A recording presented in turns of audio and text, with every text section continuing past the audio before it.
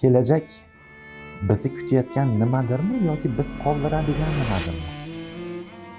Bola yoqtirmagan ustozidan dars olmaydi degan. Ha, bola sizni yoqtirish uchun siz uni yoqtirishingiz kerak. Ingliz tilini zo'r bilsa-yu, robotdaqa yodlagan bo'lsa, ertaga hayotda 8-9 IELTS bilan hech kim bo'lmaydi.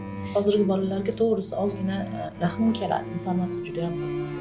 Ular ingliz tili o'rganishi kerak, informatika, IT o'rganishi kerak. Ularni biz akademik tomondan o'ta ko'p mas'uliyatni yelkalariga yuklaganmiz. Qanaqa endi kech deb ota-onalar nazdida kech, o'zi asli kech emas.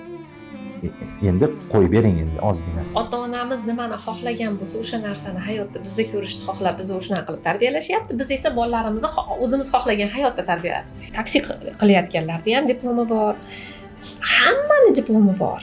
Nimaga shunga e'tibor bermayapmiz? Diplom muhim emasligini kerak uyg'onish payti kelmadimi? Ya'ni tamoman muhim emas ham deya olmaymiz. O'ta muhim ham deya olmaymiz. Menga o'quvchilarni yoqtirishim uchun pul to'lashmaydi. Menga darsni o'tishim uchun pul to'lashadi. bolani kashf qilish kerak. Ikki xil toifa o'quvchilar paydo bo'lib qolyapti buning ortidan. Bittasi umuman bilmaydi qaysi sohani tanlashligini. Bittasi o'zini tushunib yetishligiga ota-ona tomonidan kech vaqt berilgan. Endi nima bosimda qolyapti desa, endi tanlay olyapti kasbini. Endi bu yog'i kech. Rock muzikani oldiga qo'ysa qo'rqib qoladi.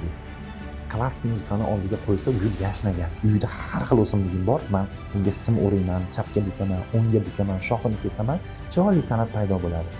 Lekin bola bansa emasda, uni siz ushlab olib, chapga yurasan, o'ngga yurasan, mana uni qilasan, buni qilasan, u sinadi bu. U bola yovvoyi gul. Alfa odam o'zgardi.